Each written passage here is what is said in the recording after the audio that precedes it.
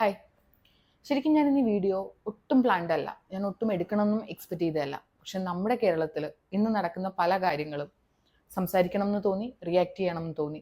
കാരണം നമ്മൾ ഓരോരുത്തരും റിയാക്ട് ചെയ്താലേ ഇത് പുറത്തേക്ക് വരുള്ളൂ, അതിനെന്തെങ്കിലും നമുക്ക് ശബ്ദമുയർത്താനായിട്ട് പറ്റുള്ളൂ. മാറ്റർ എന്തെന്ന് ഞാൻ പറഞ്ഞു തരണ്ട, താഴത്തെ വീഡിയോ കാണുമ്പോൾ തന്നെ നിങ്ങൾക്ക് മനസ്സിലാവും. എന്തിനായിരുന്നു ഇത് ചെയ്തതെന്ന് എനിക്ക് മനസ്സിലാവുന്നില്ല. ആ ഒരു റീച്ചിന് വേണ്ടിയിട്ടാണോ? അതിന്റെ ആവശ്യം ഉണ്ടായിരുന്നോ? ആ മനുഷ്യനൊന്നും ഇല്ലടോ ഈ ലോകത്ത്. അദ്ദേഹം പോയി. അദ്ദേഹത്തിന് അത്രയും താങ്ങാനുള്ള ശേഷി ഉണ്ടായിരുന്നില്ല മനസ്സിന്.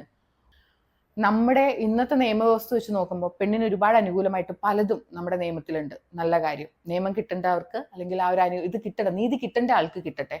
പക്ഷെ ആണിന് വേണ്ടിയിട്ട് ആരെങ്കിലും ഒക്കെ ശബ്ദം ഉയർത്തണ്ടേ? എനിക്ക് ശരിക്കും നമ്മുടെ ആസിഫ് അലിയുടെ ഒരു മൂവിയുടെ സീനാണ് ഓർമ്മ വരുന്നത്. സ്ത്രീ സംരക്ഷണത്തിന് വേണ്ടിയിട്ടാണ് സാർ ഈ വകുപ്പ്, അല്ലാതെ പുരുഷന്മാരെ നശിപ്പിക്കാൻ വേണ്ടിയിട്ടല്ലെന്ന് അറിയാതെ പറഞ്ഞു പോവാണ്. നമ്മൾ ഓരോരുത്തരും റിയാക്ട് ചെയ്യേണ്ട സമയം ഭയങ്കരമായിട്ട് കൂടിക്കഴിഞ്ഞു. ഈ ഒരു വീഡിയോ പോലും നമ്മൾ ഓരോരുത്തരും ചെയ്തു കഴിഞ്ഞാൽ, ഓരോരുത്തരും പറഞ്ഞു കഴിഞ്ഞാൽ, അല്ലെങ്കിൽ ഓരോരുത്തരും റിയാക്ട് ചെയ്ത് കഴിഞ്ഞാൽ എന്തെങ്കിലും ഒരു മാറ്റം ഉണ്ടായെങ്കിൽ വരട്ടെ. അദ്ദേഹത്തിന് നീതി കിട്ടണം. പെണ്ണിന് കിട്ടേണ്ട നീതി പെണ്ണിനും, ആണിന് കിട്ടേണ്ട നീതി ആണിനും ഉറപ്പായിട്ടും കിട്ടണം.